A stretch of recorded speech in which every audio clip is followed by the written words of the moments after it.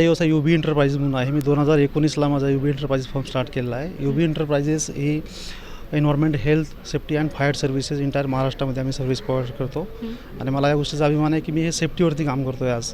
आणि माझं career total माझं पेशन्स करिअर माझं सेफ्टीमध्येच आहे.